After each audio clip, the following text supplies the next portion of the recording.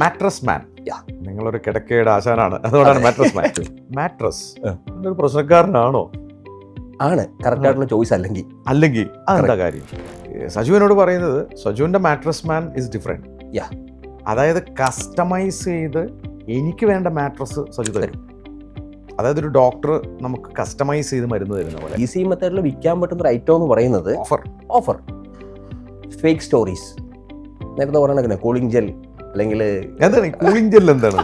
അപ്പൊ താങ്കൾക്ക് വരുന്ന എല്ലാ കോളുകളും താങ്കളുടെ വാങ്ങണമെന്ന് പറയുന്നില്ല, താങ്കൾ എഡ്യൂക്കേറ്റ് ചെയ്യുന്നുണ്ട്. മാട്രസ് മാൻ എങ്ങനെയാണ് വ്യത്യസ്തമാണ്?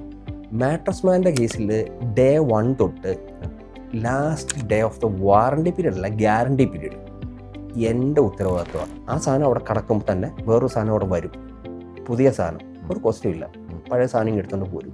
പക്ഷേ വളരെ ഹാപ്പി അല്ല പ്രസ്റ്റീജിയസ് ആയിട്ട് എനിക്ക് പറയാൻ പറ്റിയ സാധനം ഇതുവരെ അപ്ലൈ ചെയ്യേണ്ടി വന്നിട്ടില്ല. ഞാൻ എന്താണോ അതെൻ്റെ പ്രൊഡക്റ്റുമാണ്, അതെന്താണോ അതാണ് ആ ബ്രാൻഡ്. അത്രയും മതി.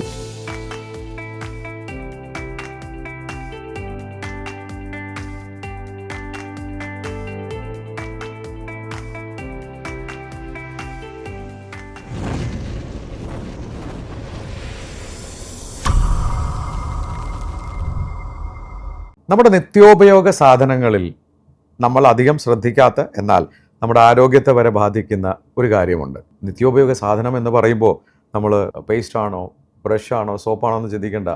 തളർന്നൊടിഞ്ഞ് വീട്ടിലേക്ക് ചെല്ലുമ്പോൾ നമ്മളൊന്ന് മയങ്ങാൻ കിടക്കുന്ന കിടക്ക, മാട്രസ്. ഇതിനെക്കുറിച്ച് നല്ല അറിവുള്ള ഒരു സംരംഭകൻ, അദ്ദേഹം തലമുറ കൈമാറി വന്ന ഒരു സംരംഭമാണ്. എന്നാൽ ഈ മാട്രസ് ഇത്തിരി പ്രശ്നക്കാരനാണോ? ആണ് എന്നാണ് ഈ സംരംഭകൻ പറയുന്നത്. കാരണം അതിന് കാരണമുണ്ട്. നമുക്ക് എല്ലാവർക്കും ഒരേ മാട്രസിൽ കിടന്നുറങ്ങാൻ പറ്റില്ല എന്നാണ് അദ്ദേഹം പറയുന്നത്. മാട്രസ് ഇൻഡസ്ട്രിയിൽ ഒരു എക്സ്പേർട്ട് കൂടിയാണ്. ഹായ്, ഞാൻ Shameem Rafeeq, corporate trainer, business coach. സ്പാർക്കുള്ള ഒരു പുതിയ എഡിഷനിലേക്ക് സ്വാഗതം. 2ാം ജനറേഷനായ ഒരു സംരംഭകൻ, അദ്ദേഹം ഒരു ബ്രാൻഡ് പടുത്തുയർത്തി കസ്റ്റമേഴ്സിലേക്ക് ഒരു എഡ്യൂക്കേഷണൽ സെല്ലിങ്ങുമായി ഇന്ന് മാട്രസുമായി ഇറങ്ങിയിരിക്കുകയാണ്. സജു, സ്വാഗതം സ്പാർക്കിലേക്ക്. നമസ്കാരം. താങ്കളുടെ നാട് എവിടെയാണ്? ഞാൻ ആലപ്പുഴക്കാരനാണ്.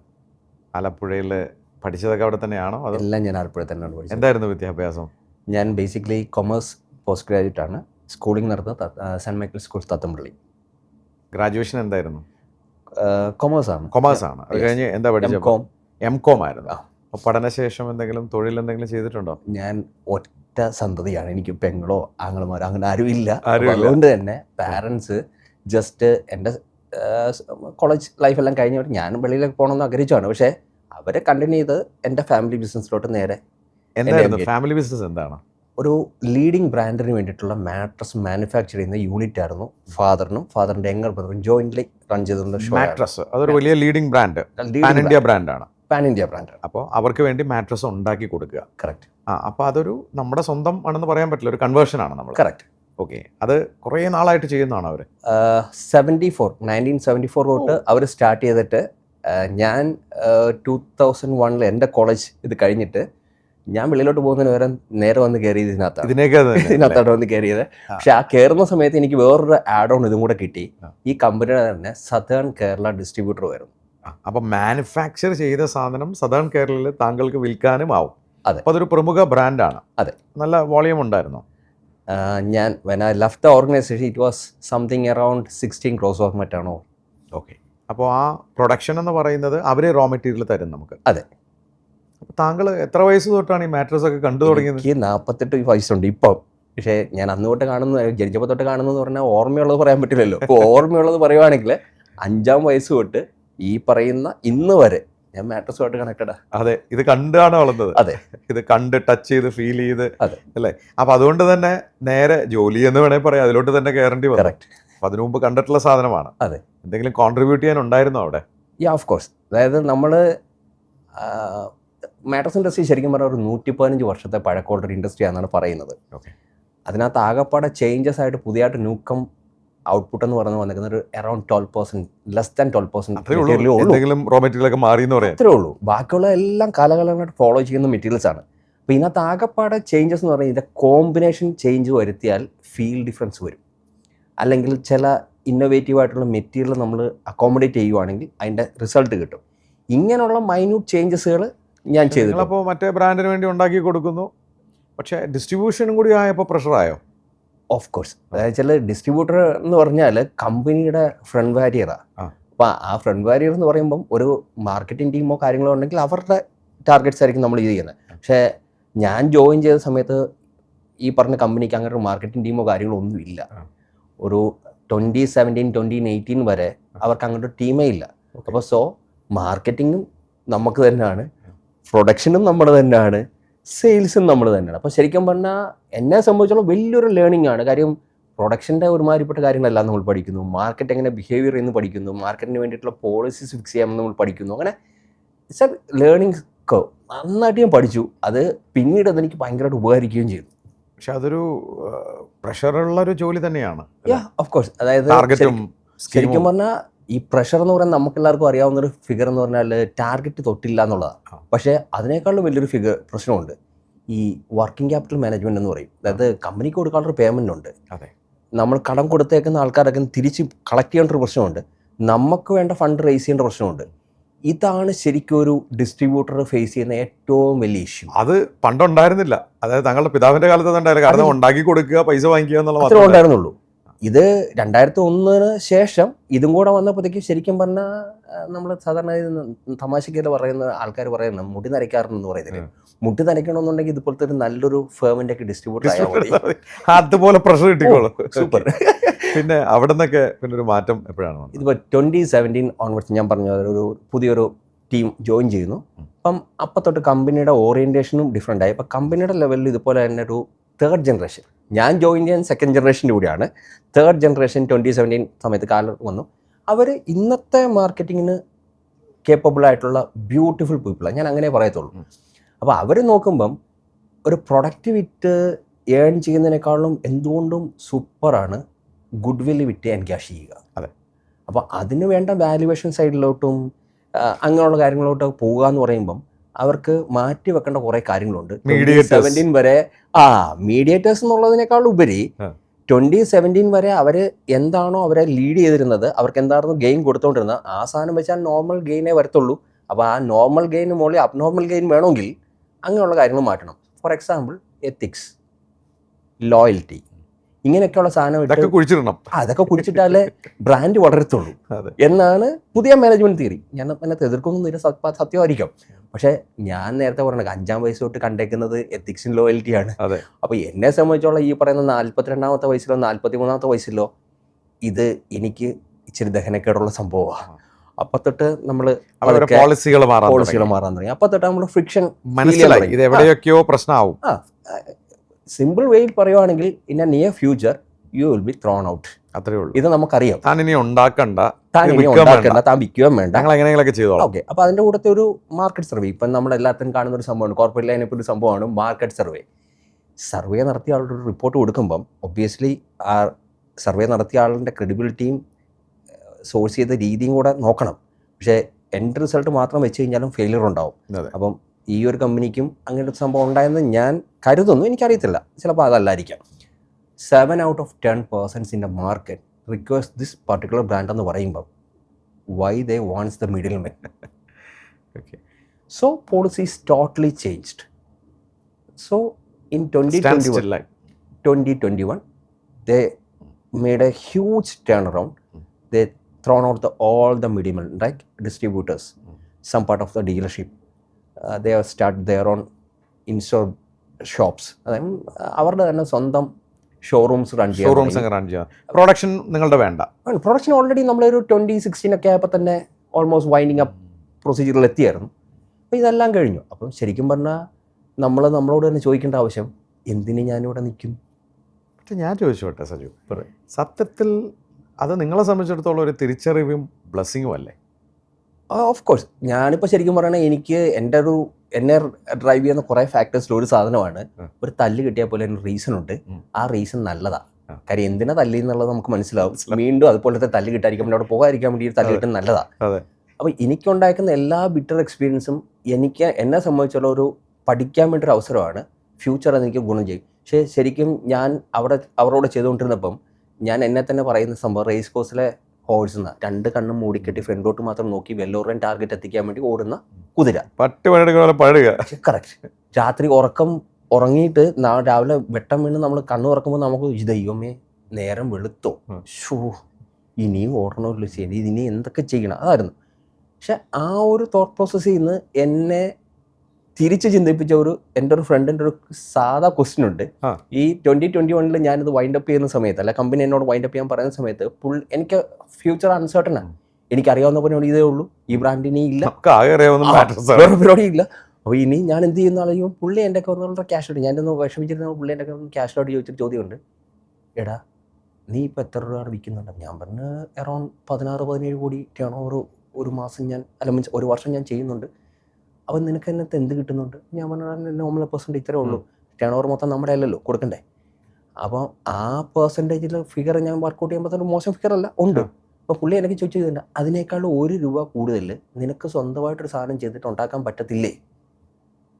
ശരിക്കും പറഞ്ഞാൽ ഇതൊരു 7-8 വർഷം മുമ്പേ ഞാൻ കേൾക്കേണ്ട ഒരു ചോദ്യമായിരുന്നു. അവൻ എന്നോട് പറഞ്ഞുമില്ല, ഞാൻ ചോദിച്ചുമില്ല, കേട്ടുമില്ല.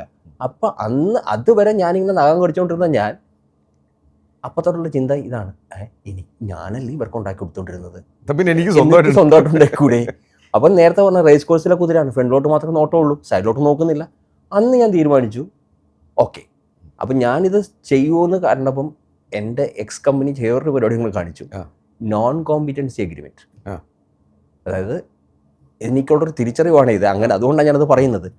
എന്നോട് പറയുക നീ എന്ത് വേണേൽ ചെയ്തു, ഞങ്ങളുടെ കൂടെ വേണ്ട എന്ന് പറഞ്ഞ ഒരാൾ എന്നെ പറയുവാണ്, എന്ത് വേണമെങ്കിലും ചെയ്തോ പക്ഷേ ഇത് ഉണ്ടാക്കി വിൽക്കരുത് എന്ന് പറഞ്ഞാൽ അവർ ശരിക്കും പേടിക്കുന്ന രീതി എനിക്ക് കാലിബർ ഉണ്ടെന്നല്ലേ അവർ പറഞ്ഞിട്ട് മനസ്സിലാക്കിയതാണ്. എനിക്ക് ശരിക്കും പറഞ്ഞാൽ ഒരു ടോർച്ച് അടിച്ച് കിട്ടുന്ന ഒരു ഇരുട്ടത്ത് നിൽക്കുന്ന എനിക്ക് മുമ്പോട്ട് പോകാനുള്ള വഴി ടോർച്ച് അടിച്ച് കാണിച്ച ഒരു ഡയലോഗാണിത്. അന്ന് ഞാൻ തീരുമാനിച്ചു ഇത് വേറെ ഒന്നും ഇല്ല, ഇത് തന്നെ പരിപാടി. അങ്ങനെ ഞാൻ ഒരു ബ്രാൻഡ് സ്റ്റാർട്ട് ചെയ്തു. അപ്പം അങ്ങനെ വിൽപ്പന ഒറ്റയ്ക്കാണോ അതോ ആരെങ്കിലും? അന്ന് എൻ്റെ കൂടെ ഈ ഡിസ്ട്രിബ്യൂഷൻ ഫേമിന് എൻ്റെ കൂടെ ഒരു പാർട്ണർ ഉണ്ടായിരുന്നു, എനിക്ക് കിട്ടാവുന്ന ഏറ്റവും നല്ല പാർട്ണർ. നിങ്ങൾ മാർക്കറ്റിലേക്ക് ഒരു പുതിയ ബ്രാൻഡൊക്കെ ആയിട്ട് പോയപ്പോൾ അക്സെപ്റ്റ് ചെയ്തോ? ഇതിനകത്ത് അക്സെപ്റ്റൻസ് എന്ന് പറയുന്നത് നമ്മൾ ആരെ റീച്ച് ചെയ്യുന്നു, നമ്മളെ ആര് റീച്ച് ചെയ്യുന്നു എന്നുള്ളതാണ്. അപ്പോൾ ഞാനൊരു സൈക്ലിസ്റ്റാണ്, ഒരു ക്രിക്കറ്ററാണ്. ഈ ഇൻഡസ്ട്രിയിൽ നേരത്തെ പറഞ്ഞ 5-ാം വയസ്സ് തൊട്ട് ഇവിടെ ഉണ്ട്. അപ്പോൾ അതുകൊണ്ട് കുറേ കണക്ഷൻസ് ഉണ്ട്. പിന്നെ പോരാഞ്ഞിട്ട് നമ്മുടെ നോളജ്, നമ്മൾ പ്രസൻറ്റ് ചെയ്യുന്ന രീതി, കാര്യങ്ങൾ കള്ളത്തരമില്ല. എനിക്ക് കള്ളത്തരം പറഞ്ഞിട്ട് വിൽക്കണ്ട. അപ്പം ഇങ്ങനെയുള്ള കാര്യങ്ങൾ പറയുമ്പോൾ ഇത് മനസ്സിലാക്കാൻ പറ്റുന്ന കുറേ ആൾക്കാർ നമ്മൾ അപ്രോച്ച് ചെയ്യുന്നുണ്ട്. അവരിതെടുക്കുന്നു, അവർക്കത് വർക്കൗട്ടായെങ്കിൽ അവർ മൗത്ത് പബ്ലിസിറ്റിയിൽ അടുത്ത ആൾക്ക് കൊടുക്കുന്നു. അങ്ങനെ വന്ന് ഇന്നത്തെ ഒരു ദിവസം ഞാൻ പറയുവാണെങ്കിൽ എനിക്കൊരു അൺനോൺ നമ്പേഴ്സ് എന്ന് പറയുന്നത്, ഞാൻ സേവ് ചെയ്യാത്ത നമ്പേഴ്സായിട്ടുള്ള ഒരു നമ്പേഴ്സിൽ നിന്ന് എനിക്ക് മോർ ദാൻ 60 നമ്പേഴ്സിലെ കോൾ വരും. ഈ 60 നമ്പേഴ്സ് കോളും റിലേറ്റഡ് ടു മാറ്റേഴ്സ് ആണ്. അതായത് പർട്ടിക്കുലറായിട്ട് ചോദിക്കുന്ന ചില സംശയങ്ങൾ, ഇപ്പോൾ ഇത് ആ ബ്രാൻഡ് എങ്ങനെയാണ്, അല്ലെങ്കിൽ ഇത് ഞാൻ എടുത്തിട്ടുണ്ട് അത് ഇങ്ങനെയാണ്, അല്ലെങ്കിൽ ഏത് സാധനമാണ് എനിക്ക് സജസ്റ്റ് ചെയ്യാൻ പറ്റുന്നത്, അതാണ് ചോദ്യം. ഇതാണ് ഇതിൻ്റെ ഉത്തരം. അതാണ് അതിൻ്റെ ഉത്തരമല്ലേ? അപ്പോൾ അതിനിടയിൽ നന്നായി വളർന്നുകൊണ്ടിരിക്കുമ്പോൾ പാർട്ട്ണറുമായിട്ടൊന്ന് മാറി സ്വന്തമായിട്ടുള്ള അതിലേക്ക് മാറി. എല്ലാ സമയത്തും നമ്മൾ പാർട്ട്ണർഷിപ്പിൽ കണ്ടിട്ടുള്ള സംഭവം ഫ്രിക്ഷനാണ്. ഇത് ഫ്രിക്ഷനൊന്നുമല്ല. എനിക്കും പിള്ളേരുണ്ട്, പുള്ളിക്കും പിള്ളേരുണ്ട്. അപ്പം നാളെ ഞങ്ങൾ തമ്മിലുള്ള അണ്ടർസ്റ്റാൻഡിങ് ചിലപ്പം നെക്സ്റ്റ് ജനറേഷന് വരണമെന്നില്ല. അപ്പം നല്ലൊരു രീതിയിൽ പോകുന്നൊരു സംഭവം അത് നല്ലതായിട്ട് പോകുമ്പോൾ തന്നെ രണ്ടുപേരും സെഗ്രിഗേറ്റ് ചെയ്ത് ഒരു ഇൻഡിവിജ്വൽ ബ്രാൻഡ് ക്രിയേറ്റ് ചെയ്യുക. പുള്ളിയുടെ ബ്രാൻഡ് ക്രിയേറ്റ് ചെയ്യാൻ വേണ്ടി. ബ്രാൻഡ് എന്താണ്?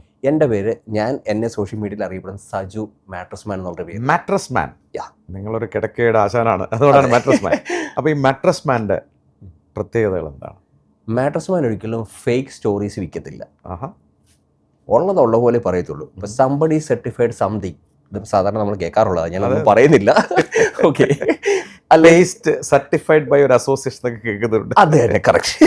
അപ്പം ഈ അസോസിയേഷൻ ആൾക്കൂട്ടമാണ്, ഇൻഡിവിജ്വൽ കേസ് കൊടുക്കാൻ പറ്റത്തില്ല. അതെ, അതാണ് അതിൻ്റെ ലോജിക്ക്. ഇനി എന്ത് പാരാമീറ്ററിലാണ് സർട്ടിഫൈ ചെയ്തത് അതും അറിയില്ല. ഇതൊന്നും അനൗൺസ്ഡ് അല്ല. അപ്പം ഇങ്ങനത്തെ ഒരു സംഭവം. ഇനി വേറൊരു സാധനമാണ്, ഇപ്പം മാർക്കറ്റ് ഭയങ്കര ട്രെൻഡായിട്ട് പോയിക്കുന്ന സാധനമാണ് കൂളിംഗ് ജെൽ, തണുപ്പ് കിട്ടുന്ന കിടക്ക. അങ്ങനെയാണ് ഈ ഫ്രിഡ്ജിൻ്റെ ഒന്നും ആവശ്യമില്ല. മോഡൽ 2 ഫ്രിഡ്ജ് മറ്റേ ആപ്പിളും മുന്തിരിയൊക്കെ എടുത്ത് വെച്ചാൽ തണുത്ത് കിട്ടില്ലേ. സ്റ്റോറിയാണ്. ആക്ച്വലി റിയാലിറ്റി ആണെന്ന് വെച്ചാൽ ഇതൊക്കെ ഒരു പ്രൊഡക്റ്റ് വിൽക്കാനുള്ള ഈസിനെസ്സിന് വേണ്ടി ക്രിയേറ്റ് ചെയ്യുന്ന സ്റ്റോറി. അതെ, മാർക്കറ്റിംഗ്. അപ്പോൾ ഇതിൻ്റെയൊക്കെ ഇന്നർ ഗെയിം എന്നാണ്, അല്ല ഇന്നർ ഫാക്ട്സ് എന്നാണ് അറിയണോ? ഇത് നേരെ എന്നെ വിളിച്ചാൽ മതി. പറഞ്ഞുതരാം. നിങ്ങൾ 2ാം ജനറേഷനിൽ മാട്രസ് 5 വയസ്സ് തൊട്ട് പഠിച്ച ആളാണ്. അപ്പൊ ഞാൻ അതൊന്ന് ചോദിച്ചോട്ടെ പ്രേക്ഷകർക്ക് വേണ്ടി. ഞങ്ങൾ പറയൂ, മാട്രസ് ഒരു പ്രശ്നക്കാരനാണോ? ആണ് കറക്റ്റ് ആയിട്ടുള്ള ചോയ്സ്. അല്ലെങ്കിൽ അതെന്താ കാര്യം? ബോഡി വെയിറ്റ് ഇതൊരു കീ ഫാക്ടറാണ്. ഓക്കെ. സ്ലീപ്പ് പൊസിഷൻ ഇത് വേറൊരു കീ ഫാക്ടറാണ്. അപ്പോൾ ശരിക്കും പറഞ്ഞാൽ ഷോൾഡർ വെച്ച് കിടന്നുറങ്ങുന്നവരുണ്ട്, സ്റ്റൊമക്ക്, ബാക്ക്. ഷോൾഡർ വെച്ച് കിടന്നു. അതെ. അപ്പോൾ ഷോൾഡർ വെച്ച് കിടന്നുറങ്ങുമ്പോൾ നോക്കണം, ഫസ്റ്റ് ഇമ്പാക്ട് ഇതാ, സെക്കൻഡ് ഇമ്പാക്ട് ഇതാണ്, തേർഡ് ഇമ്പാക്ട് ഇവിടെ. Whole body weight first touch ചെയ്യുന്ന ഈ 3 പോർഷനിലാണെങ്കിൽ ഈ ടച്ച് ചെയ്യുന്ന പോർഷൻ കറക്റ്റായിട്ട് അബ്സോർബ് ചെയ്തില്ലെങ്കിൽ ബാക്ക് ബോൺ നേരെ നിൽക്കും. ഓക്കെ. അപ്പോൾ ഈ ബാക്ക് ബോൺ നേരെ നിൽക്കണമെങ്കിൽ വെയിറ്റിന് കറസ്പോണ്ടിങ് ആയിട്ട് മാട്രസ് അബ്സോർബ് ചെയ്യണം. അപ്പോൾ മാട്രസ് അബ്സോർബ് ചെയ്യാന്ന് പറഞ്ഞാൽ എല്ലാവർക്കും അബ്സോർപ്ഷൻ അറിയാവുന്നത് മെമ്മറി ഫോമാണ്. 2 ഇഞ്ച് മെമ്മറി ഫോമിന് അബ്സോർബ് ചെയ്യുന്നതിനേക്കാളും കൂടുതലാണ് ഈ ഷോൾഡറിൻ്റെ വലിപ്പം. അതെ. ഇത് അബ്സോർബ് ചെയ്ത് പോകണമെങ്കിൽ താഴത്തെ ലെയറും അബ്സോർബ് ചെയ്യണം. എന്നുകൊണ്ട് അബ്സോർബ് ചെയ്ത് മൊത്തത്തിൽ കൊളാപ്സ്ഡ് ആയി കഴിഞ്ഞാൽ പെടലി വേറെ രീതി പ്രശ്നമാവും. അപ്പോൾ ഇങ്ങനെയൊക്കെയുള്ള കാര്യങ്ങൾ അറിയാവുന്ന ആൾക്കാർ വെയിറ്റിന് കറസ്പോണ്ടിങ് ആയിട്ട് ലെയറിങ്സ് വെക്കും.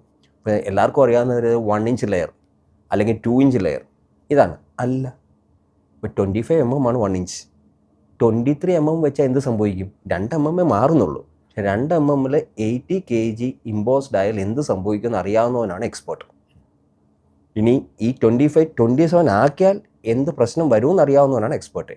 ഇത് അറിയാവുന്ന ഒരാൾ ഉണ്ടാക്കുന്ന കോമ്പിനേഷൻ പെർഫെക്റ്റ് കോമ്പിനേഷൻ ആയിരിക്കും. അപ്പം ഞാൻ പറയുന്നത്, ഞാനൊരു കിടക്ക വാങ്ങാൻ പോകുമ്പോൾ ഇത്രയും നാൾ വിചാരിച്ചിരുന്നത് ഒന്ന് കിടന്നു നോക്കിയിട്ട് നല്ല സുഖമുണ്ട്, ഒരു സ്മൂത്ത്നെസ് ഉണ്ട്. അതല്ല യഥാർത്ഥ കിടക്ക. ഈ സ്മൂത്ത്നെസ്സിന്റെ പ്രശ്നം എന്താ വെച്ചാൽ, നിങ്ങൾ പോയിട്ട് ഫസ്റ്റ് കൈയുടെ സെൻസ് എന്ന് പറഞ്ഞാൽ നമ്മൾ ടച്ച് ആൻഡ് ഫീലാണ്.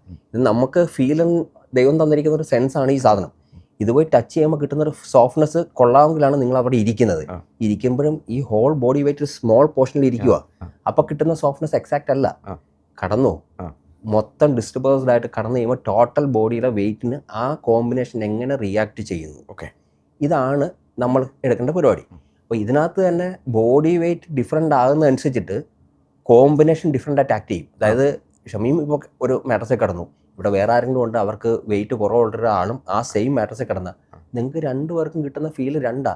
മാട്രസ് അവിടെ 1, പക്ഷെ അതിന്റെ മുകളിൽ ഇമ്പോസ് ചെയ്ത വെയിറ്റ് ഡിഫറൻസ് ഉണ്ട്. അപ്പോൾ വെയിറ്റ് ഡിഫറൻസ് ഉള്ളതുകൊണ്ട് ഈ ലെയേഴ്സ് റിയാക്ട് ചെയ്യുന്ന രീതി വ്യത്യാസമാണ്. ഇതുകൊണ്ടാണ് വെയിറ്റ് ഇമ്പോർട്ടൻ്റ് ആണെന്ന് നേരത്തെ ഞാൻ പറഞ്ഞത്. പറഞ്ഞാൽ ഇത് കുഴിഞ്ഞു പോകാനുള്ള സാധ്യതയുണ്ട്.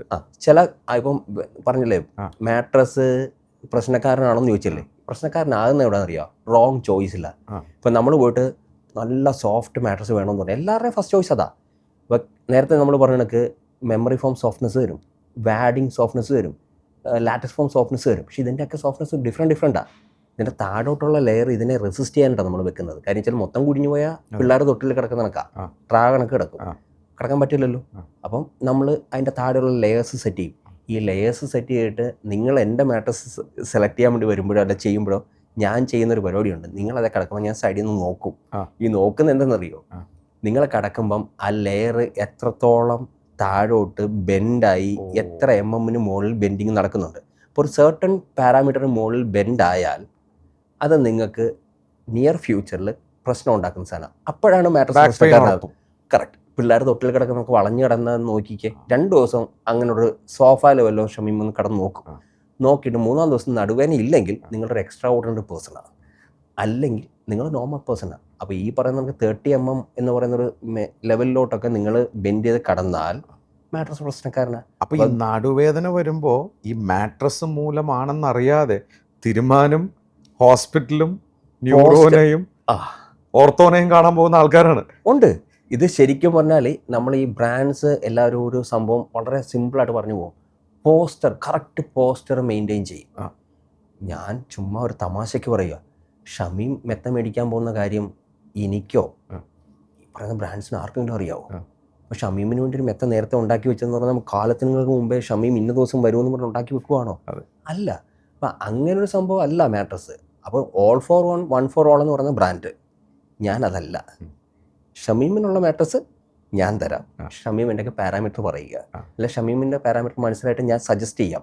ആ സജസ്റ്റ് ചെയ്ത സാധനം ഫീൽ ചെയ്യുന്ന ഷമീർ പറയുകയാണ്, ഓക്കെ ഡൺ എടുത്തു.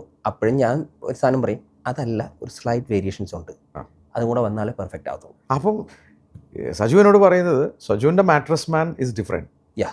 അതായത് കസ്റ്റമൈസ് ചെയ്ത് എനിക്ക് വേണ്ട മാട്രസ് സജു തരും. അതായത് ഒരു ഡോക്ടർ നമുക്ക് കസ്റ്റമൈസ് ചെയ്ത് മരുന്ന് തരുന്ന പോലെ. ഒരു മരുന്ന് എല്ലാവർക്കും, ഇപ്പോൾ BP ഉണ്ടെന്ന് വെച്ചാൽ എല്ലാവർക്കും ഒരേ മരുന്ന് കഴിക്കാൻ പറ്റില്ല ഇല്ല. എന്ന് പറയുന്ന പോലെയാണ്. അതെ. അപ്പോൾ താങ്കളുടെ ബിസിനസ് മോഡൽ B2B ആണോ B2C ആണോ? B2C മാത്രമേ ഞാൻ ചെയ്തോളൂ. അത് കൊള്ളാം. B2C മാത്രം. അതെ. അപ്പോൾ ഓരോ കസ്റ്റമർക്കും പറ്റിയ രീതിയിൽ കസ്റ്റമൈസ് ചെയ്താണ് നിങ്ങൾ കൊടുക്കുക. അതെ. ഇതിനകത്ത് കസ്റ്റമൈസേഷൻ എന്ന് പറയുമ്പം ഒരു 100 പ്രോഡക്റ്റ് നമ്മൾ വിൽക്കുമ്പോഴും 100 കസ്റ്റമൈസേഷൻ്റെ ആവശ്യമില്ല. ഇല്ല, പക്ഷെ ഒരു ജനറൽ ഇതുണ്ടാവും, ഒരു കാറ്റഗറി ഉണ്ടാവും. ഉണ്ട്. പക്ഷേ ആ ജനറൽ എന്ന് പറയുന്ന സംഭവം പോലും മിനിമലാണ്. പക്ഷേ ഇപ്പം നിങ്ങൾക്ക് കിട്ടാത്തൊരു സാധനം, ഞാൻ ബ്രാൻഡ്സിൽ കിട്ടാത്തൊരു സംഭവം ഞാൻ പറഞ്ഞു തരാം. ഒരു പർട്ടിക്കുലർ മോഡൽ ഒരു അപ്പിയറൻസിൽ നിങ്ങൾക്ക് കിട്ടത്തുള്ളൂ. കളർ ചേഞ്ചിന് ഓപ്ഷൻ ഉണ്ടോ? ഇല്ല. എൻ്റെ കയ്യിലുണ്ട്. ഇനി നിങ്ങളുടെ ഒരു മെറ്റീരിയൽ ഉപയോഗിച്ചു, സോഫ്റ്റ്നെസ് കുഴപ്പമില്ല, പക്ഷേ ഒരു ടച്ച് ടു സോഫ്റ്റും കൂടെ ആകാമായിരുന്നു. സജഷൻസാണ്. അപ്പോൾ എന്തൊക്കെ പറഞ്ഞാൽ ഞാൻ ഉടനെ ആദ്യം പറയുന്ന ഡയലോഗ് ഓക്കെ പറഞ്ഞോളൂ. അപ്പം പറഞ്ഞു. അപ്പോൾ അത് കേൾക്കുമ്പോൾ എനിക്ക് മനസ്സിലായി നിങ്ങൾ പറയുന്ന നേരത്തെ ഞാൻ പറഞ്ഞേക്കാൾ ആ സാഗിങ് ലെവൽ അതിനേക്കാളും മുകളിലോട്ട് വരും, അത് പ്രശ്നമാണ്.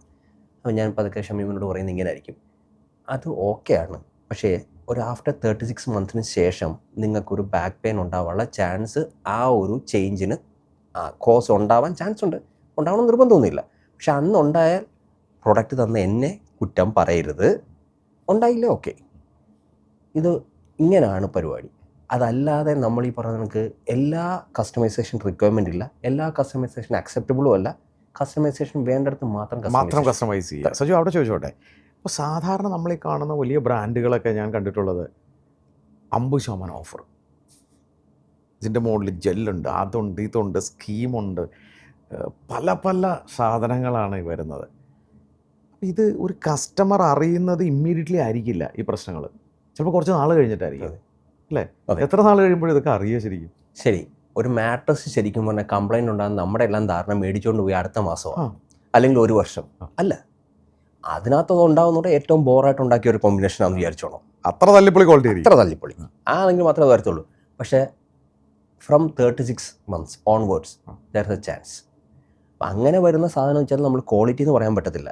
അവരുടെ പ്രോബ്ലം എന്താണെന്ന് ഞാൻ പറഞ്ഞുതരാം. 50% എന്ന് ഷമീം പറഞ്ഞു, 1:1 അല്ലേ? എൻ്റെ അറിവിൽ ഫ്രീ കിട്ടുന്ന 2 ഐറ്റമേ ഉള്ളൂ. ഒന്ന് ശ്വസിക്കുന്ന വായു, 2 സൺലൈറ്റ്. മൂന്നാമത്തെ ഐറ്റം കൊണ്ട് പറഞ്ഞു ഞാൻ, എനിക്കറിയത്തില്ല അതുകൊണ്ട് കേട്ടോ. അല്ല, വെള്ളത്തിന് വരെ കാശ്. അതെ, അപ്പം മൂന്നാമത്തെ ഐറ്റം ഇല്ല. അപ്പം ഈ പറയുന്ന കമ്പനികളെല്ലാം രണ്ടാമത്തെ ഐറ്റം ഉണ്ടാക്കുന്നത് വായു കൊണ്ടും സൺലൈറ്റ് കൊണ്ടും അല്ല. അപ്പോൾ കോസ്റ്റ് ഉണ്ടേ, ഉണ്ടാക്കുന്ന ആൾക്ക് കാശും കൊടുക്കണം, ട്രാൻസ്പോർട്ടേഷൻ കോസ്റ്റ് ഉണ്ട്, പ്രോഫിറ്റ് വേണ്ടേ? ഇതൊന്നും നമ്മൾ മേടിക്കുന്നത് കോംപ്രമൈസ് ചെയ്യാണ്ട് എങ്ങനെ ചെയ്യാം? അല്ല, ഇതൊന്നും വേണ്ടെന്നാണ് പറയുന്നത്. ഇതൊന്നും വേണ്ടെന്ന് പറയുവാണെങ്കിൽ ആദ്യത്തിനകത്ത് ആ കോസ്റ്റ് ഉണ്ട്. ഇനി കോംപ്രമൈസ്, ഇപ്പം നമ്മൾ പറയുന്നതൊക്കെ എല്ലാ ബ്രാൻഡ്സ് കുറേ എണ്ണമുണ്ട്. ഇപ്പം ഞാൻ ഇത്രയും നേരം നിങ്ങളോട് പറഞ്ഞു, ഇതൊക്കെ പറയാൻ പറ്റുന്ന ഒരു സെയിൽസ്മാൻ ഉണ്ടെങ്കിൽ അവൻ സ്വന്തം ബ്രാൻഡ് തുടങ്ങത്തില്ല. തീർച്ചയായിട്ടും. അപ്പോൾ ഇതൊന്നും അവരെ പഠിപ്പിക്കാൻ പറ്റില്ല. അപ്പോൾ ഈസി മെത്തേഡിൽ വിൽക്കാൻ പറ്റുന്ന ഒരു ഐറ്റം എന്ന് പറയുന്നത് ഓഫർ, ഫേക്ക് സ്റ്റോറീസ്. നേരത്തെ പറയണ കൂളിംഗ് ജെൽ, അല്ലെങ്കിൽ കൂളിംഗ് ജെൽ എന്താണ്? കൂളിംഗ് ജെൽ എന്ന് പറഞ്ഞാൽ ആക്ച്വലി ഒരു ഫോമിൻ്റെ മുകളിൽ പേസ്റ്റ് ചേഞ്ചിങ് മെറ്റീരിയൽ. അതെന്ന് വെച്ചാൽ നമ്മുടെ ഒരു കോൾഗേറ്റും ക്ലോസപ്പ് ഒക്കെ ആണെന്നാണ് ജെല്ലി നടക്കുന്നൊരു സംഭവം. ആ ഒരു സാധനത്തിൽ നമ്മൾ ലിക്വിഡ് സ്റ്റാറ്റസിലോട്ട് അത് വരും. അതിനെ നമ്മൾ സ്പ്രേ പെയിൻറ്റ് വെച്ചിട്ടൊരു ഫോമിൻ്റെ മുകളിലോട്ട് നമ്മൾ പേസ്റ്റ് ചെയ്യുന്നു. ആ പേസ്റ്റ് ചെയ്ത് കഴിയുമ്പം അതിനൊരു നമ്മൾ നനഞ്ഞ ഒരു ക്ലോത്തിൻ്റെ മുകളിൽ കൈ പിടിക്കുന്ന സോഫ്റ്റ്, കറക്റ്റ് അതുപോലത്തെ ഒരു തണുപ്പ് കിട്ടും. അപ്പം ഫസ്റ്റ് കോണ്ടാക്റ്റിൽ വരുമ്പോൾ അതൊരു തണുപ്പുണ്ട്. പക്ഷേ നമ്മൾ പ്രസൻറ്റ് ചെയ്യുന്ന സ്റ്റൈൽ എന്നൊക്കെ പറഞ്ഞാൽ അറ്റ്മോസ്ഫിയറിലുള്ളതിനേക്കാളും തണുപ്പുള്ള സർഫസ്. അങ്ങനെയാണ് ഈ ഫ്രിഡ്ജിനകത്ത് മറ്റേ ഗ്രേപ്സും നേരെ ഇതിൻ്റെ മുകളിൽ വെച്ചാൽ മതി, നല്ല തണുത്ത് കിട്ടും. അത് ശരിക്കും പറഞ്ഞാൽ ഫിസിക്സും സയൻസും ഒക്കെ നമ്മൾ ക്വസ്റ്റ്യൻ ചെയ്യുക. അങ്ങനെ ഒരു സംഭവമേ ഇല്ല എന്ന് പറയുന്നത് അതല്ല. ഇത് ജസ്റ്റ് എന്ന് പറഞ്ഞാൽ ഇതിനൊരു 5 മിനിറ്റ് നമുക്കൊരു തണുത്ത ഒരു സംഭവം കിട്ടും. പക്ഷേ ഇതിന് അബ്സോർപ്ഷൻ ഇതേ ഉള്ളൂ, ഹീറ്റിനെ അബ്സോർബ് ചെയ്യാനുള്ള കപ്പാസിറ്റി ഉള്ളൂ. ഡിസ്പേഴ്സ് ചെയ്യാനോ കണ്ടക്ടിവിറ്റിയോ അത് അബ്സോർബ് ചെയ്യത്തേ ഉള്ളൂ. പക്ഷേ ഡിസ്പേഴ്സ് ചെയ്യുന്ന സംഭവം ഉണ്ട്, അതാണ് കറക്റ്റ് കണ്ടക്ടിവിറ്റി. അതിന് ടെക്നിക്സ് വേറെയാണ്. അത് എന്നോട് ചോദിച്ചാൽ മതി, ഞാൻ പറഞ്ഞുതരാം. അത് വേറെയാണ്, പ്യുവർ സയൻസാണ്. അപ്പോൾ ഈ പറയുന്ന സംഭവം എന്ന് വെച്ചാൽ നമ്മൾ ടച്ച് ചെയ്യുമ്പോൾ തണുപ്പുണ്ട്. അപ്പോൾ ഈ ഇനിഷ്യൽ പ്യൂർ മേടിക്കാൻ വേണ്ടി പോകുന്ന സമയത്താണ് തൊട്ടു, ബാക്കിയുള്ള മാട്രസിനൊന്നും തണുപ്പില്ല, ഇതിന് തണുപ്പുണ്ട്. അപ്പോൾ നമ്മൾ വിചാരിക്കുന്നത് എന്താ, ഇത് നോർമൽ ടെമ്പറേച്ചറിനേക്കാൾ താഴെ നിൽക്കും. അല്ല, കടന്ന് ഒരു 5 മിനിറ്റ് കഴിയുമ്പം നമ്മുടെ ബോഡിയുടെ ഹീറ്റും അതിൻ്റെ ഹീറ്റും ഒന്നായി കഴിഞ്ഞാൽ നമ്മൾ പോലും അറിയത്തില്ല, ഇപ്പുറത്തോട്ട് ചരിഞ്ഞ് കിടക്കും. അപ്പോൾ അവിടെ തണുപ്പുണ്ട്. ഇതാണ് സംഭവം. അപ്പൊ കുറച്ച് കഴിയുമ്പോഴത്തേക്ക് നമ്മൾ പിന്നെ അങ്ങോട്ട് തിരിഞ്ഞെടുക്കും. അങ്ങോട്ട് തിരിഞ്ഞിടണം. ഇതാണ് സംഭവം. ഇത് ശരിക്കും നമ്മൾ ഉറങ്ങിപ്പോയിട്ടുണ്ടോ? കറക്റ്റ്. ഇതിപ്പോ നമ്മൾ നോർമൽ ഒരു ഹെൽത്തി പേഴ്സൺ ഉറങ്ങാൻ എടുക്കുന്ന സമയം എന്ന് പറഞ്ഞാൽ 10 മിനിറ്റ്സാ. ഈ 5 മിനിറ്റ് 6 മിനിറ്റ് ചൂടാകുമ്പോൾ നമ്മൾ ഇപ്പുറത്തോട്ട് കടന്നു, അവിടെ ഒരു തണുപ്പ് കിട്ടി, ഉറങ്ങി. പിന്നെ കൂളിംഗ് ജെൽ വർക്ക് ചെയ്തോ ഇല്ലയോ എന്ന് അറിയാനായിട്ട് അവിടെ ഇരിപ്പുണ്ടോ? ഇല്ല. അപ്പം വിൽക്കാനുള്ള എളുപ്പത്തിന് കൂളിംഗ് ജെൽ, എന്നിട്ട് വേണമെങ്കിൽ വേറെ പെർസെൻറ്റേജും പറയും 52% കൂളർ എന്ന് പറയാൻ കാണുന്ന ആൾക്കാർ വിചാരിക്കുന്ന സംഭവം അറിയോ? ദൈവമേ, 33 ഡിഗ്രി സെൽഷ്യസ് ഉള്ള സ്ഥലത്ത് ഇത് പകുതിയേ ഉള്ളൂ. അതാ ഞാൻ നേരത്തെ പറഞ്ഞത്, കുറച്ച് മുന്തിരിയോ ആപ്പിളൊക്കെ മേടിച്ച് ഇതിന്റെ മണ്ടയ്ക്ക് വെച്ചോ. അതിനോടൊപ്പം ചോദിച്ചോട്ടെ, 120 ദിവസം ട്രയൽ എന്ത് ഈ സംഭവം? അതായത് ഇതൊരു മൈൻഡ് ഗെയിമാണ്. മേടിച്ച് ഉപയോഗിച്ചൊരു സാധനം കൊള്ളാവലും കൊള്ളത്തില്ലെങ്കിലും കുറച്ച് ദിവസം ഉപയോഗിച്ച് കഴിയുമ്പം മതി. പിന്നെ ചില വേന്ദ്രന്മാരുണ്ട് കേരളത്തിൽ, നല്ല ബുദ്ധിയുള്ള ആൾക്കാരാണ്. പെരവാസോലി കിടക്കുമ്പം കാശില്ല, ഒരു 100 ദിവസം ട്രയൽ മേടിച്ച് വീട്ടുകാരും നാട്ടുകാരൊക്കെ വരുമ്പോൾ നല്ല ഉഗ്രൻ്റെ മെത്ത ഇട്ടേക്കാം, ഇട്ട് തിരിച്ചു കൊടുക്കാമല്ലോ. തിരിച്ചു കൊടുത്താൽ നമുക്ക് കാശും കിട്ടും അല്ലേ? കൊടുക്കാം. നീ മേടിച്ചു, സംഭവം ഇഷ്ടപ്പെട്ടില്ല, അപ്പോഴും തിരിച്ചു കൊടുക്കാം. അങ്ങനെ തിരിച്ചു കൊടുക്കാന്ന് പറഞ്ഞാൽ മേടിക്കും. ഇനി ഇതൊക്കെ പറയുമ്പം 100 ദിവസം ട്രയലിൽ ഇങ്ങോട്ട് വരുന്നു, നമ്മൾ അങ്ങോട്ട് പറയുന്നു, ഇതങ്ങോട്ട് പോകുന്നു, കാശ് ഇങ്ങോട്ട് വരുന്നു. അല്ല, അതിന് കുറെ കണ്ടീഷൻസ് ഉണ്ട്. അഴുക്കാവരുത്, 30 ദിവസമെങ്കിലും ഉപയോഗിച്ചിരിക്കണം, ഇതൊന്നും പറയത്തില്ല. ചില കമ്പനികൾ തിരിച്ചു കൊടുക്കുന്നതിന് കാശും പറയും. കാര്യം അല്ലെങ്കിൽ ഇങ്ങോട്ട് വന്ന കണക്ക് തന്നെ കംപ്രസ് റോൾ പാക്ക് തന്നെ തരണം എന്ന് പറയും. ഈ കംപ്രസ് റോൾ പാക്ക് വേറൊരു ഗെയിമാണ്. ട്രാൻസ്പോർട്ടേഷൻ കോസ്റ്റ് ലാഭിക്കുക. അതായത് ഇവിടുന്ന് ഇപ്പം എറണാകുളത്ത് നിന്ന് ട്രിവാൻഡ്രം വരെ ഒരു വണ്ടി പോവുകയാണെങ്കിൽ 150 പേര് പോയാലും ഒരാൾ പോയാലും കോസ്റ്റ് ഓഫ് ട്രാവലിംഗ് ഒന്നാണ്. അപ്പം 150 പേര് ഡിവിഷൻ വരുവാണെങ്കിൽ പെർ ഹെഡ് കുറവാണ്. ഇത് തന്നെയാണ് കംപ്രസ് റോൾ പാക്ക്. ഒരു മെത്ത ഫുൾ സൈസിൽ വരുവാണെങ്കിൽ 45 മെത്ത ഒരു ലോഡ് കയറത്തുള്ളൂ. 18,000 രൂപ ബാംഗ്ലൂരിൽ നിന്ന് കൊച്ചിയിൽ വരണമെങ്കിൽ. അപ്പോൾ അങ്ങനെയാണെങ്കിൽ അതേ സ്ഥലത്ത് 150 മെത്ത വന്നാലോ ലാഭം. അതാണ് കംപ്രസ് റോൾ പാക്ക്.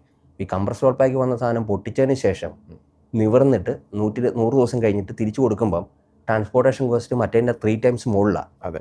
അപ്പം ഫ്രീ ആയിട്ട് കൊണ്ടുപോകുമോ? ചിലർ കൊണ്ടുപോകുന്നുണ്ട്, ചിലർ അതിന് കാശ് പറയും.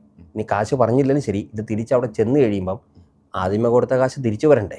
തിരിച്ചു വരുന്നതിനകത്ത് ട്രാൻസ്പോർട്ടേഷൻ കോസ്റ്റ് കട്ട് ചെയ്താൽ ആരോട് ചോദിക്കാൻ? ഒന്നുമില്ല. ഇനി തിരിച്ച് ചെല്ലുന്നൊരു മാട്രസ് ഷമീം മേടിച്ചൊന്ന് വിചാരിക്കുക, ഞാൻ ആൻഡ് കമ്പനി നിങ്ങൾ എനിക്ക് തിരിച്ചു തന്നു, ഇത് ഞാൻ ഷമീം തിരിച്ചു തന്നാണ് മാറ്റി വെച്ചത് എന്ന് പറഞ്ഞാൽ മാറ്റി വെക്കുവോ അതോ അടുത്ത ആൾ കൊടുക്കുവോ? അടുത്ത ആൾ പോകുമ്പോൾ മറ്റേ ആൾ 1 മാസം ഉപയോഗിച്ച സാധനം അതായിരിക്കും ഉപയോഗിക്കുന്നത്. ഓക്കെ, അവിടെയാണ് ചോദ്യം. അപ്പൊ അവിടെ നിന്ന് മാട്രസ് മാൻ എങ്ങനെയാണ് വ്യത്യസ്തമാകുന്നത്? നിങ്ങളും ട്രയൽ കൊടുക്കുമോ? ഡെഫിനറ്റ്ലി. ആ ട്രയൽ എന്ന് പറഞ്ഞാൽ നമ്മൾ ഇവരുടെ ട്രയൽ അല്ല, നിങ്ങൾ ചോദിച്ച എക്സാക്ട് സൈസിലെ സാധനം 100 ദിവസം ഉപയോഗിച്ചിട്ട് ഇഷ്ടപ്പെട്ടില്ല തിരിച്ചു കൊടുത്തോളാം എന്ന് പറഞ്ഞു. ഞാൻ അതല്ല ചെയ്യുന്നത്. എനിക്ക് സാമ്പിൾ മാട്രസുകൾ തന്നെ ഉണ്ട്, സിംഗിൾ സൈസാണ്. ഇതിനെ 2 എണ്ണത്തിനെ കമ്പൈൻ ചെയ്ത് കഴിഞ്ഞാൽ ഒരു ക്യൂൺ സൈസ് കോട്ടൻ്റെ വലുപ്പമാവും. ഈ ക്യൂൺ സൈസ് കോട്ടൺ എന്ന് പറഞ്ഞാൽ മിക്ക വീട്ടിലും ഉണ്ട്. അപ്പം നിങ്ങളോട് എൻ്റെ പാരാമീറ്റർ പറയുമ്പോൾ എനിക്ക് ഷോർട്ട് ലിസ്റ്റ് ചെയ്യാൻ പറ്റുന്നത് 4-5 എണ്ണം ഉണ്ട്. അപ്പം ഞാൻ നിങ്ങളോട് എൻ്റെ പ്രൈസ് റേഞ്ചും കാര്യങ്ങളൊക്കെ പറഞ്ഞു, നിങ്ങൾക്കത് മനസ്സിലായി. ഓക്കെ, അപ്പം നിങ്ങൾ ഇനി ഇത് എങ്ങനെ എടുക്കുന്നു, ട്രയൽ വേണോ അല്ലെങ്കിൽ ഇത് എങ്ങനെ ബ്ലൈൻഡായിട്ട് ഒരാൾ പറയുന്നത് കേട്ടിട്ട് എടുക്കണമെന്ന് നിർബന്ധമൊന്നുമില്ല. അപ്പം നിങ്ങൾ എൻ്റെ ഒക്കെ പറയുകയാണെങ്കിൽ എനിക്കതൊന്ന് കാണണമല്ലോ, എനിക്ക് ഷോറൂം ആലപ്പുഴയിലുണ്ട്, നിങ്ങൾക്ക് അവിടെ പറഞ്ഞാൽ വരാം. പക്ഷേ ഇപ്പോഴത്തെ കണ്ടീഷനിൽ ആലപ്പുഴ വരെ ഷോറൂമിൽ വരാൻ പറഞ്ഞാൽ എപ്പോൾ ഇരിക്കുന്ന എല്ലാവരുടെ കയ്യിലും 12 ഇഞ്ചിനകത്ത് ഒരു കടയായിരിക്കും. ഒരു കടയല്ല, 10-15 കടയായിരിക്കും. അപ്പോൾ ആ കടയിരിക്കുന്ന ആളോട് ഞാൻ പറയുകയാണ് ആലപ്പുഴ വന്നത് കാണാൻ പറഞ്ഞാൽ നടക്കില്ല. അപ്പോൾ അതുകൊണ്ട് ഞാൻ ഒരു ഡിസ്പ്ലേ വെഹിക്കിൾ സർവീസ് കൊടുത്തിട്ടുണ്ട്. ഈ ഡിസ്പ്ലേ വെഹിക്കിൾ സർവീസ് നിങ്ങളെ റീച്ച് ചെയ്യുന്ന കൂട്ടത്തിൽ അതിനകത്തൊരു പ്രൊഡക്റ്റ് മാനേജറുണ്ട്. പുള്ളി അത്യാവശ്യം പറയും, ബാക്കിയുള്ളത് എന്നോട് ചോദിച്ചാൽ മതി, ഞാൻ പറഞ്ഞു തരും. അപ്പോൾ ഇതിന് ശേഷം നിങ്ങൾ ഷോർട്ട് ലിസ്റ്റ്, ഞാൻ ഷോർട്ട് ലിസ്റ്റ് ചെയ്തൊരു മെറ്റീരിയൽ നിങ്ങൾക്ക് തന്നു. അതായത് എൻ്റെ വീട്ടിലേക്ക് ഒരു വണ്ടി വരികയാണ്. കറക്റ്റ്. നിങ്ങളുടെ വീട്ടിൽ നിങ്ങളുടെ വീട്ടിലേക്ക് വണ്ടി വരിക എന്ന് പറഞ്ഞാൽ ഞങ്ങളുടെ ഇഷ്ടത്തിന് വരുമല്ല, നിങ്ങൾക്ക് ആവശ്യമുള്ള സാധനം. നിങ്ങൾക്ക് ആവശ്യമുള്ള സാധനം നിങ്ങൾക്ക് ഇഷ്ടപ്പെടുന്ന സമയത്ത്, അതായത് രാവിലെ 7 മണിക്ക് വന്നിട്ട് ഹോൺ അടിച്ചിട്ട് ഇറങ്ങി വന്നു, നിങ്ങൾ പറയണം 5 മണിക്ക് ശേഷം വരാനുള്ളൂ, 5 മണിക്ക് ശേഷം വരത്തുള്ളൂ. അതൊന്ന് കാണിച്ചു. ആ കാണിച്ചതിന് ശേഷം നമ്മൾ ഷോർട്ട് ലിസ്റ്റ് ചെയ്തതിനകത്ത് ചിലപ്പോൾ 2-3 ഐറ്റം നിങ്ങൾക്ക് ഇഷ്ടപ്പെട്ടു. പക്ഷേ ഇതിനകത്ത് നിന്ന് എങ്ങനെ സെലക്ട് ചെയ്യും എന്നോട് ചോദിച്ചു. ഞാൻ പറഞ്ഞു, അപ്പം നിങ്ങൾക്ക് അതിൻ്റെ ഓർത്ത് തന്നെ തീർക്കാൻ പറ്റും, തീർത്തു. ഇല്ല, എനിക്ക് ട്രയൽ വേണം, എടുത്തു. ഒരു 5 ദിവസം ഉപയോഗിച്ചു. അത് ട്രയൽ മാട്രസ് ആണ്. ഈ 5 ദിവസം ഉപയോഗിച്ചിട്ട് 5ാമത്തെ ദിവസം ഞാനോ വേറെ ആരെങ്കിലും നിങ്ങളെ വിളിച്ചിട്ട് എന്തായി? അപ്പം നിങ്ങൾ പറഞ്ഞു ഓക്കെയാണ്, ഈ സാധനം ഓക്കെയാണ്. അപ്പം നിങ്ങളുടെ സൈസ് നിങ്ങൾ പറഞ്ഞു. അടുത്തൊരു 48 ഹവേഴ്സിനകത്ത് ഈ സാധനം നിങ്ങൾക്ക് വരും. ഈ വരുമ്പം നിങ്ങൾ ഉപയോഗിച്ച സാധനവും വന്ന സാധനവും സെയിം ആണോ എന്ന് നോക്കാമല്ലോ. നോക്കി എല്ലാം ഓക്കെയാണ്, എടുത്തകത്ത് വെച്ചു. ആ സാമ്പിൾസ് തിരിച്ചും വിട്ടേരും. അപ്പോൾ ഉപയോഗിച്ച സാമ്പിൾസ് ഞാൻ വേറെ ആർക്കും വിൽക്കാൻ വേണ്ടി വെച്ചിട്ടില്ല, സാമ്പിൾസ് ആയിട്ടേ ഇരിക്കത്തുള്ളൂ. ഇതാണ് മാട്രസ് മാൻ്റെ വേറെ ഒരു സ്ട്രേറ്റ് ഫോർവേഡ് ആയിട്ടുള്ള എത്തിക്കലായിട്ട് ചെയ്യുന്ന ഒരു കാര്യമാണ്. ഈ കാലയളവിൽ താങ്കളുടെ ബ്രാൻഡ് എത്ര കസ്റ്റമേഴ്സിന് കൊടുത്തിട്ടുണ്ടാവും? ഞാനൊരു 2021 ഇത് സ്റ്റാർട്ട് ചെയ്തേക്കുന്നത്. മോർ ദാൻ 1000 എന്ന് വേണമെങ്കിൽ പറയാം. Very good. 1000-ഓളം കസ്റ്റമേഴ്സ്, ഹാപ്പി കസ്റ്റമേഴ്സ് താങ്കൾക്കുണ്ട്. ഇത് എവിടെ നിന്നാണ് ഈ സെയിൽ വരുന്നത്, റെഫറൻസുകൾ വരുന്നത്, എങ്ങനെയാണ്? നേരത്തെ പറഞ്ഞതൊക്കെ തന്നെ സോഷ്യൽ മീഡിയയിൽ സജു മാറ്റേഴ്സ് മാനേജ്മെൻറ്റ് അത്യാവശ്യം ഒരു റീച്ച് ഉണ്ട് എനിക്ക്. രണ്ടാമത്തത് ഞാൻ ഒരു സൈക്ലിസ്റ്റാണ്. കേരളത്തിലുള്ള അങ്ങോട്ടും ഇങ്ങോട്ടുള്ള ഒരുമാതിരി സൈക്ലിസ്റ്റുകളെ മൊത്തം അറിയാം. ഞാനൊരു ക്രിക്കറ്ററാണ്. പിന്നെ ഞാൻ നേരത്തെ പറഞ്ഞൊക്കെ 5-ാം വയസ്സ് തൊട്ടേ ഈ ഇൻഡസ്ട്രിയിലാണ്. ഇപ്പം എന്നോട് കോമ്പറ്റീഷൻ എന്ന് ഞാൻ പറയത്തില്ല, എന്നോട് പാരലായിട്ട് ഓടുന്ന എല്ലാ ബ്രാൻഡ്സിലും റെപ്യൂട്ടഡ് പോസ്റ്റ് ചെയ്തിരിക്കുന്ന ഒട്ടുമിക്ക ആൾക്കാരും ഞാനുമായിട്ട് കണക്റ്റഡാണ്. അല്ലെങ്കിൽ അവരുടെയൊക്കെ ASM-ഉം ടെറിട്ടറി മാനേജറും ഒക്കെ എനിക്കറിയാവുന്ന പിള്ളേരാണ്. ഇവരൊക്കെ പല പല കാലഘട്ടങ്ങളിൽ നമ്മളൊക്കെ പല പല കാര്യങ്ങൾ ചോദിച്ചിട്ടുള്ള, നമ്മൾ സപ്പോർട്ട് ചെയ്തിട്ടുള്ള ആൾക്കാരാണ്.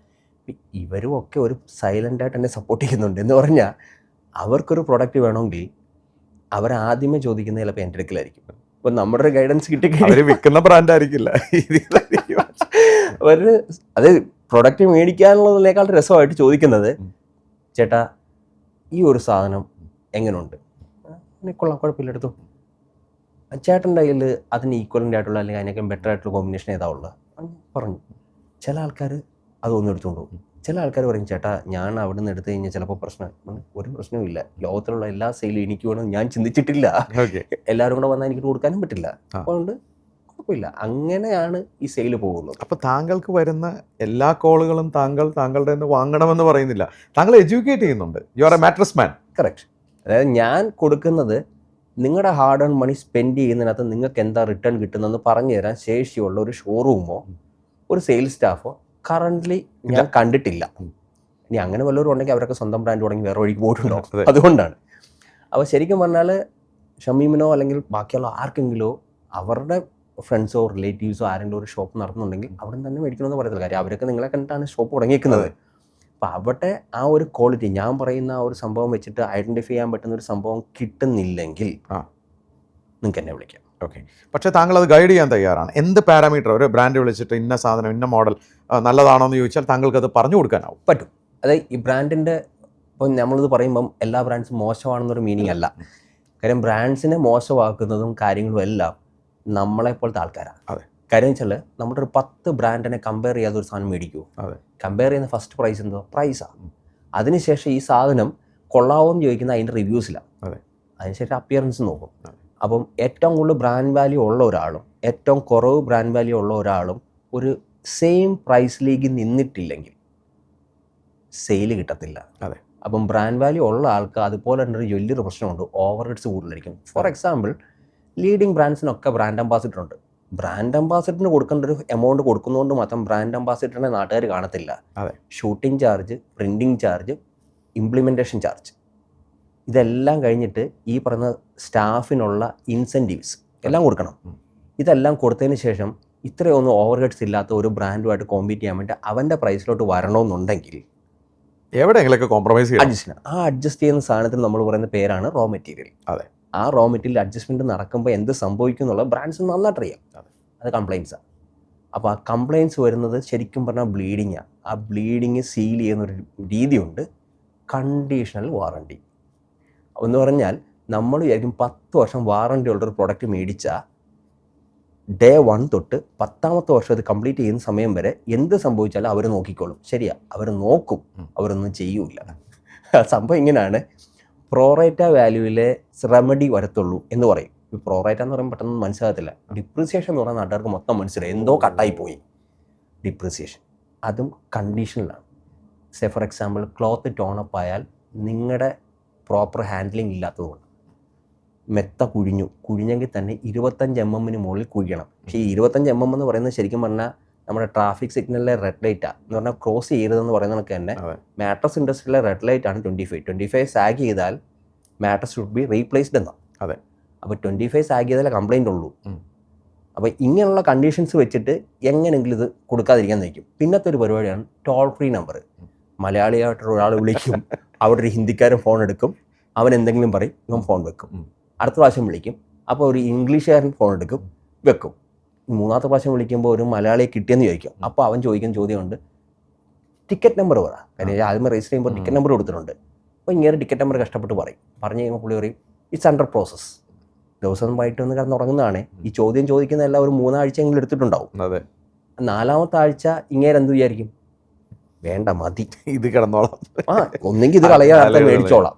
ഇതാണ് സംഭവം. മാട്രസ് മാൻ എങ്ങനെയാണ് വ്യത്യസ്തമാകുന്നത്? മാട്രസ് മാൻ്റെ കേസിൽ ഡേ 1 തൊട്ട് last day of the warranty period അല്ല, ഗ്യാരണ്ടി പീരീഡ് എൻ്റെ ഉത്തരവാദിത്വമാണ്. അതിന് എന്തെങ്കിലും പറ്റിയാൽ എൻ്റെ ഉത്തരവാദിത്വം എൻ്റെ കുഞ്ഞാണ്. അപ്പം ഈ ഇതിന് നോർമൽ വെയർ ആൻഡ് ടെയറിന് മുകളിൽ എന്തെങ്കിലും സംഭവിച്ചാൽ നിങ്ങൾ ഒന്നും അറിയണ്ട, ജസ്റ്റ് ഒരു ഫോൺ കോൾ എനിക്കോ എൻ്റെ സ്റ്റാഫിനെയോ അല്ല എനിക്കുള്ള നമ്പറിൽ എവിടെയെങ്കിലും വിളിച്ചറിയിച്ചാൽ വിത്തിൻ 48 hours അതിൻ്റെ ഇൻസ്പെക്ഷൻ നടക്കും. റെക്ടിഫൈ ചെയ്ത് നിങ്ങൾക്ക് തരാൻ പറ്റുന്ന കേസാണെങ്കിൽ നിങ്ങൾ ഒരു പൈസ ചിലവാക്കണ്ട, വെഹിക്കിൾ അവിടെ വരും, അത് പിക്ക് ചെയ്യും, ഫാക്ടറി പോവും, റിപ്പയർ ചെയ്ത് തിരിച്ചു കൊണ്ടുതരും. വിത്തിൻ 48 hours ഇത് നടന്നിരിക്കും. ഇനി റിപ്പയർ ചെയ്ത് നേരാക്കാൻ പറ്റുന്നില്ല, നിങ്ങളുടെ കുഴപ്പമല്ലല്ലോ, എൻ്റെ കുഴപ്പമല്ലേ. ആ സാധനം അവിടെ കിടക്കുമ്പോൾ തന്നെ വേറൊരു സാധനം അവിടെ വരും, പുതിയ സാധനം, ഒരു കോസ്റ്റും ഇല്ല, പഴയ സാധനം എടുത്തുകൊണ്ട് പോരും. പക്ഷേ വളരെ ഹാപ്പി അല്ല പ്രസ്റ്റീജിയസ് ആയിട്ട് എനിക്ക് പറയാൻ പറ്റിയ സാധനം ഇതുവരെ അപ്ലൈ ചെയ്യേണ്ടി വന്നിട്ടില്ല. കാരണം അത്രയും ക്വാളിറ്റിയോടുകൂടിയാണ്. അതെ, ഇത് ശരിക്കും പറഞ്ഞാൽ ഞാൻ ഈ ഒരു സാധനം ഇംപ്ലിമെൻറ്റ് ചെയ്താൽ എനിക്ക് ബ്ലീഡിങ് വരാതിരിക്കാൻ വേണ്ടി മേക്ക് ചെയ്യുന്ന സമയത്ത് അതങ്ങ് കറക്റ്റായിട്ട് ചെയ്താൽ പോരെ. എന്തിനാണ് ഈ കുറിച്ചെടുത്ത് തലവേദന? മര്യാദയ്ക്ക് കൊടുത്താൽ പോരെ, കൊടുത്താൽ മതി. ആരും വിളിക്കില്ലല്ലോ, നമ്മളെ വിളിക്കില്ല. ഇതൊക്കെ എനിക്ക് മാത്രം ചെയ്യാൻ പറ്റുന്നൊരു പരിപാടിയായിട്ട് വിചാരിക്കരുത്, ആർക്കും ചെയ്യാം. പക്ഷെ അതിനുള്ളൊരു മനസ്സുണ്ടാവണം. അപ്പോൾ ഈ വോളിയത്തിലോട്ടൊക്കെ പോകുമ്പോഴാണ് ഈ പ്രശ്നം വരുന്നതെന്നുള്ളത്. അവിടെയാണ് അടുത്ത ചോദ്യം, ഭാവി സ്വപ്നങ്ങൾ എന്താണ്? ഇതിനകത്ത് ഞാൻ പറയുവാണെങ്കിൽ എനിക്ക് എൻ്റെ സിഗ്നേച്ചറിലും എൻ്റെ എത്തിക്സിലും ലോയൽറ്റിയിലും കൊടുക്കാൻ പറ്റുന്ന നമ്പേഴ്സിനെ കുറിച്ച് മാത്രമേ ഞാൻ ചിന്തിക്കുന്നുള്ളൂ. ഓക്കെ. ഇപ്പം സാധാരണഗതിയിൽ എല്ലാവരും പറഞ്ഞു കേട്ടുള്ള സംഭവമാണ് ഉറക്കം കെടുത്തുന്നതായിരിക്കണം സ്വപ്നം, ഫ്യൂച്ചർ പ്ലാൻ ഉണ്ടായിരിക്കണം, വലിയ ബ്രാൻഡ് ആക്കണം എന്നൊക്കെ പറയും. ഇത് ശരിക്കും പറഞ്ഞാൽ മോശമൊന്നുമല്ല, നല്ല കാര്യമാണ്. എൻ്റെ കാര്യത്തിൽ അത് മോശമാണ്.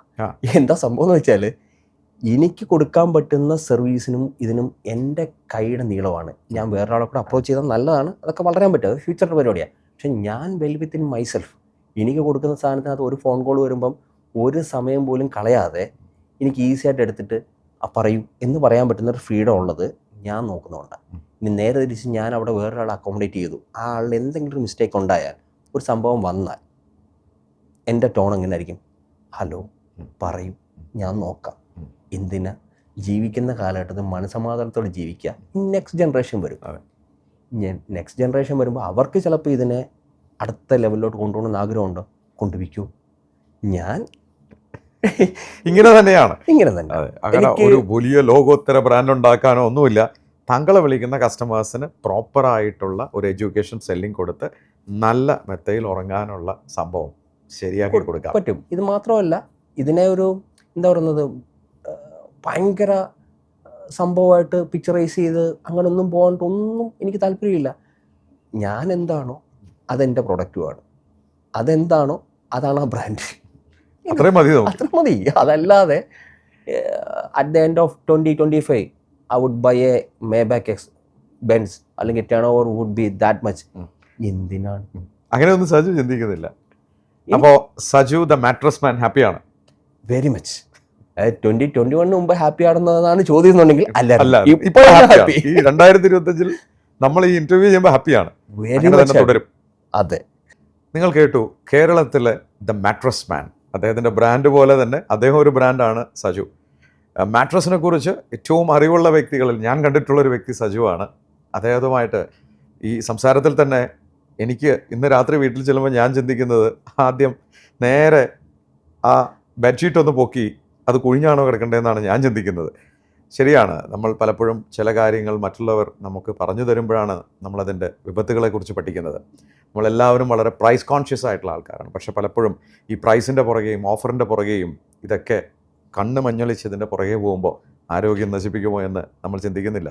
നമ്മളൊക്കെ കഠിനാധ്വാനം ചെയ്യുന്നവരാണ്. അധ്വാനിച്ച് എല്ലാവർക്കും ശരീരത്തിനും മനസ്സിനും ആവശ്യമാണ് വിശ്രമം. ആ വിശ്രമത്തിന് ഏറ്റവും ആവശ്യമുള്ളൊരു സാധനമാണ് നമ്മുടെ മെത്ത. ആ മെത്തയെക്കുറിച്ച് നല്ല അറിവുള്ള സജു നന്മയുള്ള ഒരു സംരംഭമാണ് നടത്തുന്നത്. എത്തിക്സ് വിട്ടുകൊണ്ട് അദ്ദേഹം ഒന്നും ചെയ്തിട്ടില്ല എന്ന് മാത്രമല്ല, മറ്റുള്ളവർക്ക് ആ അറിവ് പകർന്നു കൊടുത്തുകൊണ്ട് നല്ല ഉൽപ്പന്നം വാങ്ങാൻ സഹായിക്കുകയാണ്. അദ്ദേഹത്തിൻ്റെ ബിസിനസ് മോഡൽ വളരെ രസം, B2C ആണ്. നേരിട്ട് കസ്റ്റമേഴ്സിനെ കൊടുക്കുകയുള്ളൂ, ഡിസ്ട്രിബ്യൂഷൻ ഇല്ല. അതും ആ കസ്റ്റമർക്ക് വേണ്ട മെത്ത എന്താണെന്ന് കസ്റ്റമൈസ് ചെയ്ത് അവർ ഗൈഡൻസ് കൊടുത്ത് വേണമെങ്കിൽ ആ ട്രയൽ നോക്കിക്കോളൂ, കിടന്ന് നല്ലതാണെങ്കിൽ വാങ്ങിയാൽ മതി എന്നാണ് അദ്ദേഹം പറയുന്നത്. മാത്രമല്ല, നിങ്ങൾ വേറെ എവിടെ വേണമെങ്കിലും വാങ്ങിച്ചോളൂ, എന്തെങ്കിലും സഹായം, അറിവ്, എന്തെങ്കിലും ഗൈഡൻസ് വേണമെങ്കിൽ തരാമെന്നും അദ്ദേഹം പറയുന്നു. നമുക്ക് നന്മയുള്ള സംരംഭങ്ങളും സംരംഭകരും ഒക്കെ ഇങ്ങനെ ഉണ്ടാവട്ടെ. നമുക്ക് ആരോഗ്യം നിലനിർത്തുന്ന നമ്മുടെ മെത്ത, അതിനെക്കുറിച്ചിട്ടുള്ള ഒരു എഡ്യൂക്കേഷൻ നടത്തേണ്ട സമയമായി മാർക്കറ്റിലെന്ന് എനിക്ക് തോന്നുന്നു. ആരും മോശക്കാരല്ല, എല്ലാ ബ്രാൻഡുകാരും നല്ലവരാണ്, അവർക്കും നല്ല ഉൽപ്പന്നങ്ങൾ ഉണ്ടാവാം. അതിൽ മാറി നിൽക്കുന്ന വേറിട്ട ഇത്തരം സംരംഭങ്ങളും സംരംഭകരും എന്നും വിജയിക്കും. സജു, വളരെ ഇൻട്രസ്റ്റിംഗ് ആയിട്ടുള്ളൊരു കോൺവെർസേഷൻ ആയിരുന്നു. താങ്കൾ ഒരു നന്മയുള്ള സംരംഭകനാണ്. പലപ്പോഴും ഞാനൊരു ബിസിനസ് കോച്ചാണ്. ഞാനുമൊക്കെ നമ്മുടെ സംരംഭത്തോട് വലിയ ചിന്തകൾ വേണം, വലിയ സ്വപ്നങ്ങൾ വേണം, വലിയ കോടികൾ സ്വപ്നം കണ്ട് ചിലരൊക്കെ ആ ഓടുന്നതിനിടയിൽ ഇങ്ങനെയും ചില ആൾക്കാർ നമുക്ക് വേണം നമ്മുടെ സമൂഹത്തിൽ. അപ്പോൾ ഈ നന്മയുള്ള സംരംഭം താങ്കൾ കണ്ട പോലെ തന്നെ നിരവധി പേർക്ക് താങ്കൾക്ക് ഇത് നേരിട്ട് സഹായിക്കാനാവട്ടെ. താങ്കളുടെ വരും തലമുറയുമൊക്കെ താങ്കളെ കണ്ട് പഠിക്കട്ടെ എന്ന് ഞാനും ആഗ്രഹിക്കുന്നു. എൻ്റെ വ്യക്തിപരമായ പേരിലും ദ സ്പാർക്കിൻ്റെ എല്ലാ പ്രേക്ഷകരുടെ പേരിലും the mattress man of Kerala സജുവിന് എല്ലാ ആശംസകളും. Thank U.